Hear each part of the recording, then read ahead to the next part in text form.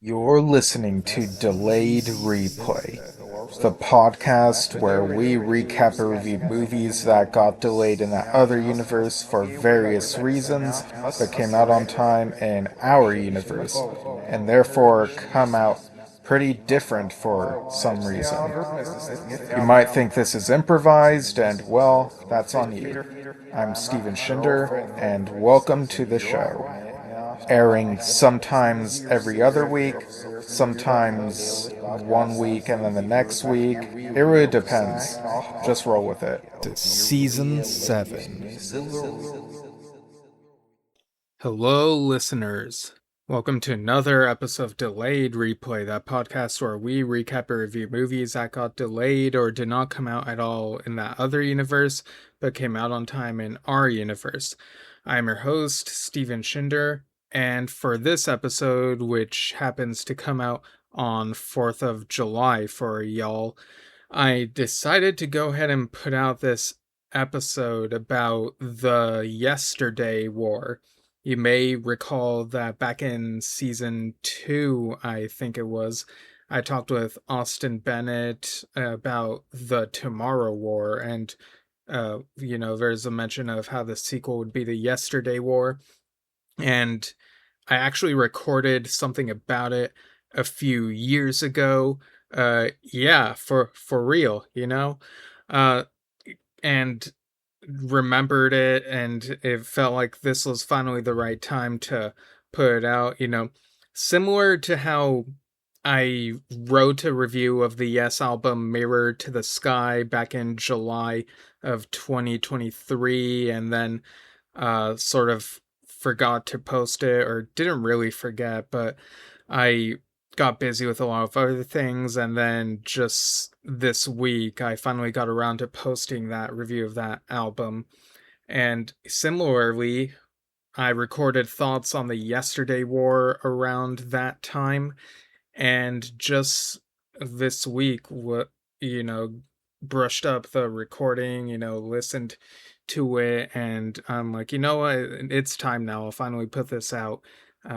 So yeah, this will be hopefully an interesting listening for y'all. It's just me on this one. That's how it turned out. But yeah, y'all let y'all listen to that recording, and then after that, I'll do the little send off, and then you'll hear my other self talk about some other time travel related things, including a newer movie called Good Luck, Have Fun, Don't Die, as well as some horror movies that just got onto streaming, like the Lee Cronin's The Mummy, Undertone, Ready or Not 2, non-spoiler thoughts, Sheep Detectives, so all that fun stuff. So yeah, and interesting the timing of this time travel related movie, given recently talked with Dylan and Keon about time travel in that Fast episode. So yeah, this should be hopefully a good listen. So without further delay, here's the recording. Hello everyone, welcome to another episode of Delayed Replay. I am not at home right now. I'm testing out the acoustics of the space that people can rent, but I don't know, something about the audio could be off, in which case I might not try this place again. I don't even know that I can rent it all that often anyway. But while I'm here, I guess this will be a delayed replay episode, possibly. Just looking at this season 4 schedule, I'm not quite sure if I'll be able to fit it in this year. So, I don't know, maybe next year or something. We'll see. But I wanted to record my thoughts on this right away just because this movie kind of feels like it could potentially be forgettable. So, the movie I'm, of course, talking about is The Yesterday War, aka the sequel to The Tomorrow War, which I talked about with Austin Bennett a couple years ago. So, this movie, completely different cast. I guess that worked in their favor in case there were scheduling conflicts with any of the other actors, and they could just slap this name on there and then be like, yeah, it's a sequel to the Tomorrow War. And this came out on. They did a special Wednesday release, so it was Wednesday, July 5th, the day after the 4th of July, in this year, 2023. So it's been a little more than 2.5 years since the Tomorrow War came out in theaters. And basically, the whole tagline or slogan or whatever for this one was Independence Day was yesterday, kind of playing into that whole release date thing, but also very relevant to the plot of this movie. So this begins in like 2107, well past the characters that we saw in the previous movie. I guess they've all passed away one way or another by this point. Kind of a bummer because you would think that with the futuristic stuff they would last more than those decades between the Tomorrow War and when this particular part of the movie is set. But anyway, I don't know. Maybe time travel, people could live lives longer somehow that way in different years. It's really vague, but anyway, the lead for this one is a different Parks and Rec actor. Yeah, this time it's Rob Lowe himself, and playing a character named Andy, weirdly enough. So yeah, if you listen to the Tomorrow War episode, you'll hear my whole rant about the Andy and Chris naming and Parks and Recreation. But yeah, this was quite unexpected. I almost kind of wonder if maybe this podcast influenced the movie making somehow. So, things seem to be relatively peaceful. There's no war in this time period. It kind of seems like people have got their stuff together. It seems like there's not as much worry about money and stuff like that, which is kind of refreshing. You kind of get this tranquil part of the movie where people are living everyday lives and just going to the beach or going to the bowling alley and just having fun. I almost could have had a whole movie of this. But no, that is not what happens. Instead, what happens is we see someone from the year 1776 arrive, and it is none other than Paul Giamatti. Not playing John Adams this time, just like some random revolutionary soldier. And he ends up recapping some of what happened. It's really clunking the way that this is done, the structure of the movie. But he pretty much tells his whole life story about how he grew up and then, telling the history of the UK and the colonies before they became the US. Because from his point of view, they haven't become the US yet. And he mentions how at some point he was, patrolling around and he came across this book that tells the history of the United States. And he looked inside. The copyright date is copyright 2107. So I guess there are still books around then. And so he reads it, and at first he thinks it's a work of fiction, but then he sees some photos, and he's like, nobody could have painted this. It looks so real. And so he is convinced that it is from the future. And from his point of view, we see how he gathers some people around, tries to tell them about this, and they all think that he's a lunatic, but he does manage to convince a small group of people. And so they go on this quest to search for a time machine. They even, at this point, they're not familiar with the idea of a time machine, but And so what they say is there must be some sort of future clock thing. So yeah, because there's no H.G. Wells time machine, so I guess that's why they do it like this. So they look around, they try to find what seems out of the ordinary, something that would not fit in their particular time period. And I gotta say, some of these actors kind of look like they really are from 1776. Like, I don't really know how to describe it, but just something about the way that they look and how they don't look like they're from our time period, the 2020s. It's weird. If I didn't know any better, I would almost think that the filmmakers had access to time travel and actually got people from the 18th century to be in this movie because their expressions seem very authentic when they're discovering. There are moments where it looks like they're looking directly at the camera, and it's like, why are they doing that? If they're actors, they shouldn't be doing that, right? So yeah, I don't know, just some weird stuff. I don't want to take too wild of guesses here, I guess. But anyway, they try using the book to help, looking through the chapters, seeing if they can review it for any clues. And there is this bit where they're kind of perplexed by how different the type of English is here.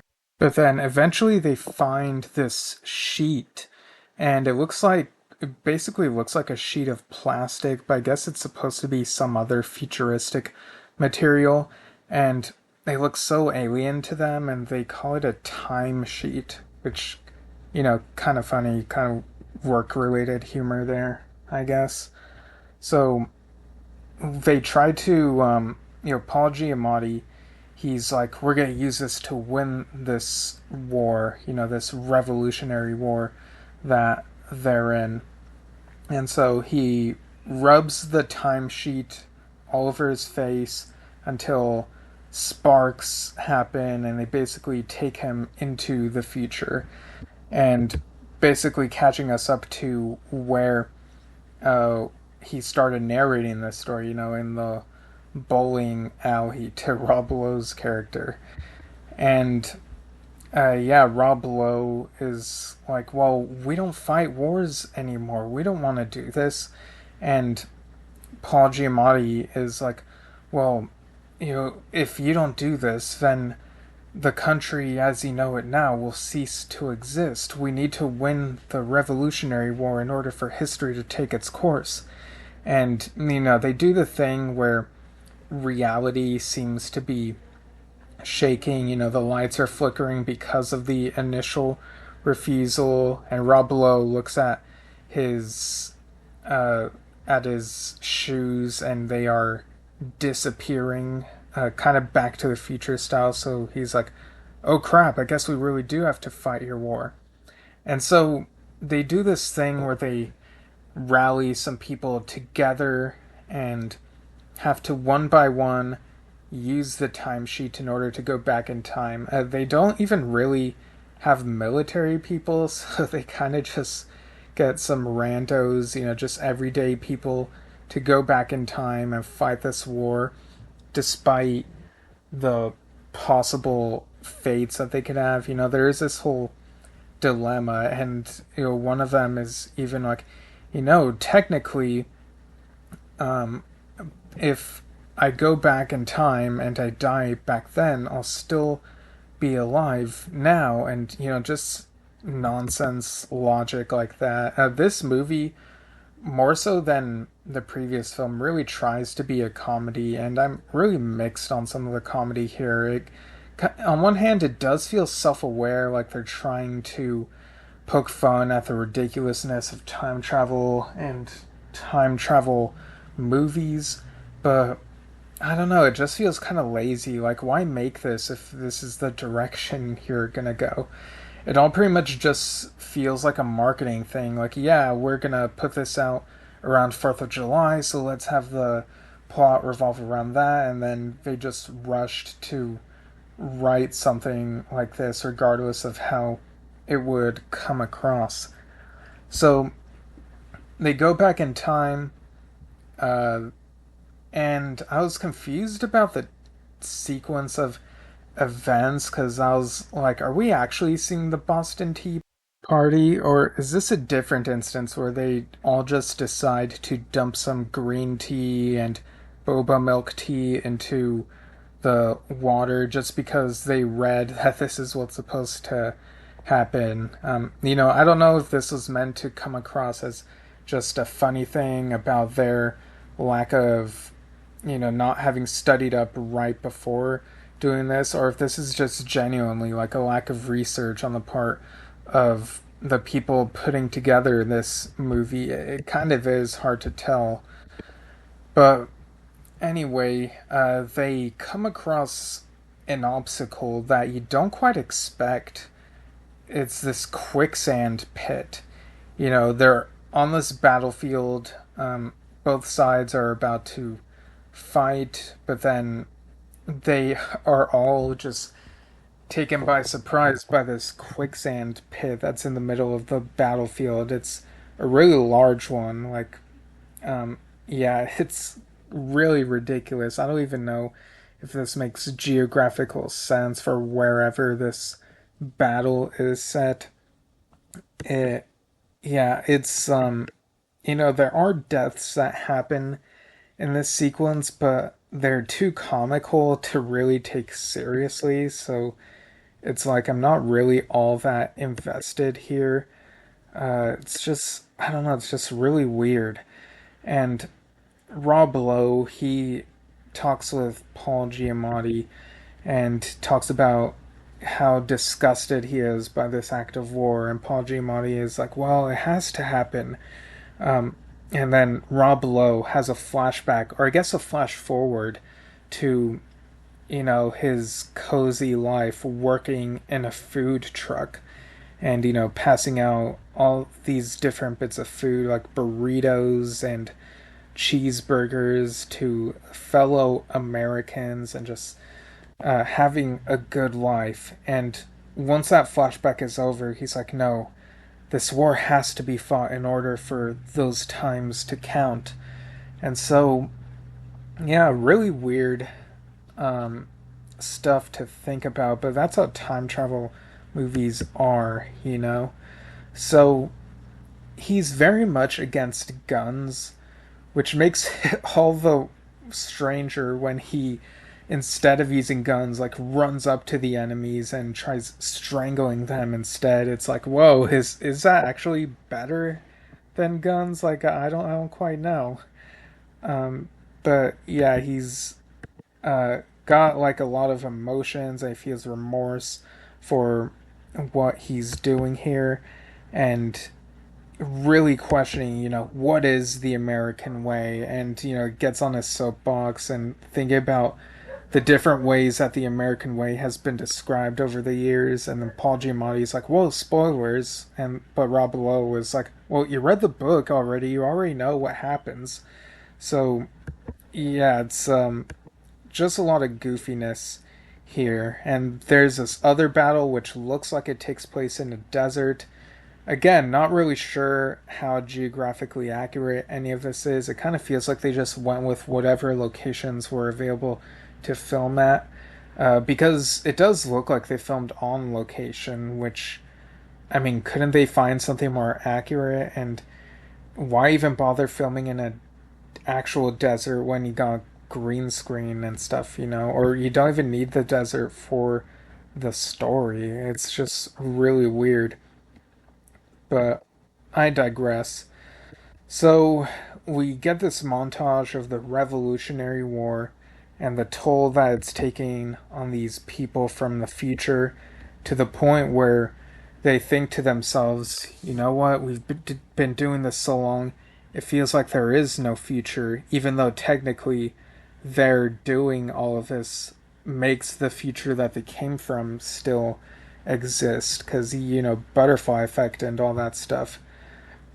So as it kind of gets depressing, this part of the movie where they basically have to go into submission, accepting that this is their lives now and that there's no going back. They've basically forgotten what it's like to be in the future. And even though they have fought in the past in this revolutionary war that should, make things better for them, repairing history and whatnot, they're still far behind from some of the advances that have been made in the country by the point that they came from. So, you know, when all is said and done, Rob Lowe and the other survivors, they have a gathering in the forest and try to liven up, remembering the good times, trying to remember the good times as hard as it is to reach forward for those memories. And there's a sudden realization that the memories are fading away and they kind of have to in order for no hint of the future to come about in the past, otherwise it would spoil things. And the timesheet has been destroyed. Paul Giamatti teared it up so that none of them would be able to go back to the future. I forgot to mention that. It's his way of making sure that there are enough numbers to fight in this war. He got all the people he needed and he tore it up so that none of them could go back and they'd have no choice to fight but to fight in this war. So this movie really making one question about agency and all that type of stuff. And yeah, it's again really depressing, but you also got all this silly stuff happening. So the Revolutionary War over, these people from the future who went back in time, they live out the rest of their lives, um and they made a vow to like not uh start any families because that might also ruin things and the course of history. So I do like that they addressed that, because when you get into time travel and families and stuff like that, it can get messy. And um, yeah, just really glad that they didn't really tinker with any of that sort of thing. Then we get this flash forward back to 2107, and we see the peaceful time period again, and they're wondering to themselves, it's so peaceful, I wonder what's next. And then we fast forward to 50 years later, 2157, and we see that there's a space station, like a peaceful utopia. And I don't think this is a hook for a sequel. I really think this is just an epilogue type of thing because it's really uneventful, and just people uh, living prosperously, and we see cutting back and forth between the space station and people on Earth. So it looks like there is no class divide, like people can come and go as they please, which I think is a nice thought. Your mileage may vary as to how realistic this is, but it is what it is for the movie that this is. We even see a little day in the life of a flight test mechanic, and there's a moment where he thinks something is going to go wrong, but then it's just a brief slip up, and they just flip a switch, and everything's like okay again. You got some bonsai trees, so some nice uh, gardens on the space station. It kind of reminded me of Babylon 5, my favorite sci fi show, and the garden area on the space station there, in a way. So everyone is full of trust, and man, I honestly I kind of would like to live in this kind of world. Got all these different types of people. It looks like they are getting along very well. And yeah, I mean, what more can you say, really? There's a nice waterfall in the garden area. So, yeah, maybe that's why I get the vibe that this movie will be kind of forgettable. It's that some aspects of it feel too nice, and sadly, it gives me such sadness to think that people are going to forget about this and just continue things, some things, the way that they are. And, whether we ever get to see this type of future, who knows? There's that fear that maybe not. But I don't know. I guess humanity will just have to see. But enough of that existential stuff. Let's get into the final thoughts and ratings for this thing. So, my final thoughts and score for the Yesterday War. It had silly moments, it had kind of funny moments, it had sad moments.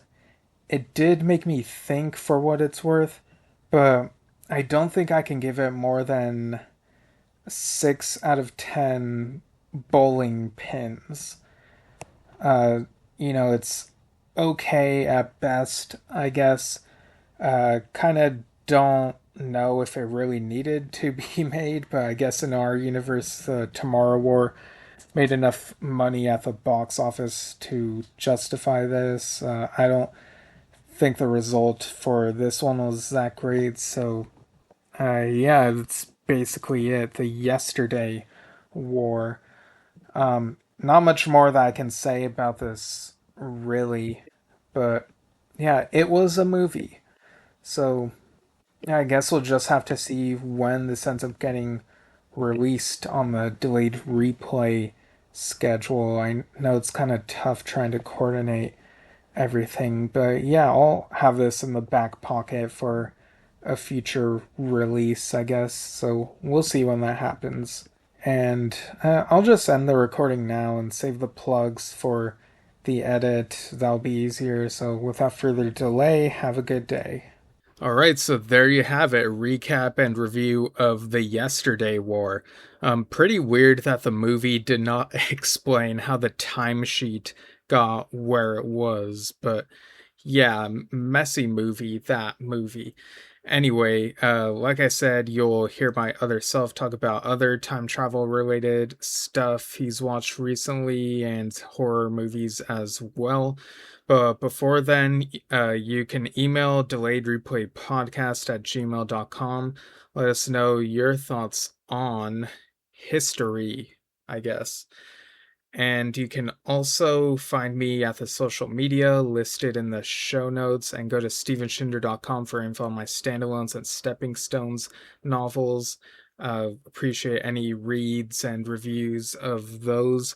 You can also find me on Yes Shift, a podcast that I do with my dad about the band Yes and related stuff. We recently interviewed Scott Shore, the producer of the one album that Levin Torn White did about 15 years ago. It's a really good album, and he had some interesting memories to talk about. So, yeah, check all of that out. And I guess that's it for this time. And, also check out recent articles of mine over at vocal.media. I'll link those in the show notes. So, anyway, thanks for listening, and without further delay, here's my other self. Hey everyone, it's me here. So, yeah, time travel, that seems to be a hot thing again right now. I know it's been a huge thing in some Marvel stuff, and this time around it's no exception. No spoilers, but season 2 of X-Men 97, they've dropped the first 3 episodes of the season, and there is time travel related stuff in there. And really great dramatic stuff. Like, this show is so great with how operatic it is. Weirdly, and this isn't really a spoiler to say, but the 3rd episode of My Adventures with Superman hints at a potential ongoing time travel related plot. So pretty interesting, the timing there. Quite the coincidence. But anyway, another time travel movie, which weirdly enough involves a time travel trying to convince a group of people to go back in time to do something, is this Gore Verbinski directed movie called Good Luck, Have Fun, Don't Die. It's now streaming on, I guess, Disney Plus, Hulu, or whatever. Um, I think it got like a limited release last year, and then it got the streaming release this year. I don't know, something like that. But the movie, the first scene might feel kind of stupid, but it gets better after that. It actually gets somewhat thought provoking and compelling with the stuff it touches on. Like, these ethical questions of, do I want a clone of someone I love and lost? What are the implications of that? And there's all this stuff about AI and kind of a Terminator-ish movie, but not, it's not as actiony, but it's that type of situation, that type of time travel, going back, trying to stop something from happening. And yeah, this movie was kind of a little bit better than I thought it would be. Now, I will say that as it goes on further and further, it does get a little confusing whether it wants to try to feel like a Twilight Zone episode or whether it wants to feel like a more straightforward type of movie. It does feel a little bit like it could have included a bit more than what it had, but when all said and done. But all that being said, it was a little lengthy. It was more than 2 hours. Had a dark gray color palette that was kind of annoying, but I think I'd give it a 7 out of 10. It was enjoyable. The potential to be a little bit better was still there. And yeah, it's definitely worth checking out.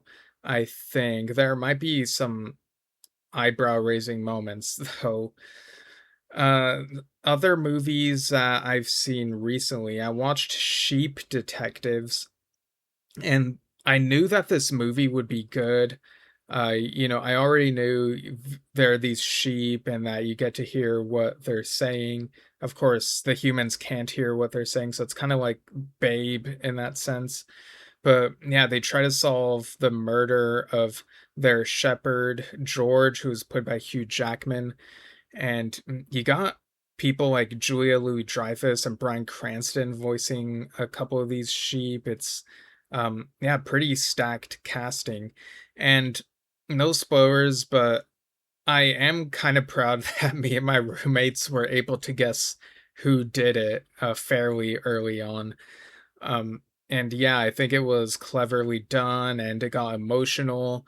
It's really good. I give it an 8 out of 10. Definitely go check it out. Maybe 8 and a quarter even. So yeah, very impressed. All right, now on to recent horror movies I've seen because it got onto streaming. So Undertone dropped on HBO Max last Friday or Friday of last week, and I did not get to watch it before the previous episode was out, but I got to watch it before this one, and I will say it did not live up to the hype in my opinion.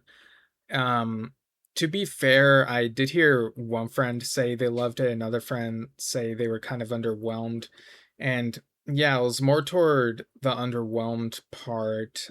I'd give it a 5, maybe 5.5 out of 10 at most. It's just really to me, very very meh. It had an interesting idea because it was about podcasters, but it became evident that it would feel more like a found footage movie in some aspects with some of the cliches that it played with, and I'm really annoyed by the found footage genre. To me, the only really scary parts are when I'd hear the ringtone of a cell phone within the movie, and I get so filled with anxiety because in movies, whenever you hear a ringtone that you've actually heard in real life, it gets me anxious because that's a ringtone I have. It's my phone or other people's phones, and those disrupt the day and it break up the flow and whatnot. So I really wish that they would use obviously fake ringtones within movies instead. But I digress. Something that was even more disappointing was Lee Cronin's The Mummy, which also dropped on Max. And that was I kind of knew it would be bad, not as bad as the 2017 The Mummy film. It's just barely better than that. Kind of funny that it dropped on Max on Tom Cruise's birthday, but yeah, like I'd give the 2017 Mummy a 4 out of 10 and this one maybe a 4.5. It was too long, like maybe 2 hours and a quarter or something, and the meat of it really is in the last half hour, and even then it's not enough to really save the movie. It felt like a really dragged out Evil Dead Rise type of movie, which, Lee Cronin directed Evil Dead Rise. I thought that was pretty good. So really unfortunate that this one did not turn out to be good and didn't really feel like a mummy movie. And I love the Brendan Fraser mummy, the adventurous Indiana Jones type of feel, but I've been wanting to see the mummy go back more to its horror roots, but in a successful way, and this one just did not deliver. I did, however, enjoy Ready or Not 2 Here I Come. It's kind of tough to say if I prefer the first movie or the second movie. The first movie, like, the ending is kind of whack, and the sequel acknowledges how whack that was. But I liked the sister dynamic that was brought into this one, so I'd rate it around the same, a 7 out of 10, and that's also around where I'd rate They Will Kill You, which I guess is kind of a similar horror action movie about going up against a cult type of thing. So yeah, it was an interesting watch, this one. And since this episode is coming out on 4th of July, I guess I'll also mention that I watched on HBO Max, there's a series called Life, Larry, and the Pursuit of Happiness. And it's Larry David, whose birthday happened to be on July 2nd, which was when I watched this. Uh, basically, doing an exaggerated reenactment of how things were during revolutionary times. Well, not just revolutionary times. There's a Rosa Parks skit, I guess you'd call them. And, it very much feels like Saturday Night Live, but without the live studio audience. You don't get laughter along the whole thing. And it's very much Larry David's brand of humor that you get in Curb Your Enthusiasm, but it doesn't hit me quite as much because I think the difference is that in Curb Your Enthusiasm, they'll focus mainly on one thing at a time that irritates Larry about everyday life or customs that people do that bother him. Whereas in this one episode, within a scene, you'll get, um, you know, uh, listing out loud multiple things that bother him, and instead of just sticking with one thing for a bit, he'll just focus on one thing and then go to the next thing and then the next thing, and it kind of feels like overload. So I don't know, if you like Curb, you might enjoy this to some extent. I am still kind of curious about it, but yeah, I don't really have much expectations now that I know the brand of humor that it is. But yeah, so it's harmless, I guess. All right, so I guess that's pretty much all I have to say about new stuff I've watched. Oh, I did see that new half hour or less than half hour Simpsons special called Simpsly, where it's kind of like I guess a little bit of a black and white noir type of thing, or I don't even know if it's really noir. I usually associate that with detective type stuff, but yeah, it's paying tribute to something or a genre, and I don't know, the Simpsons anthology stuff and the anthology episodes of Family Guy and Futurama and American Dad for that matter don't really do that much for me in general. So I was really meh on this.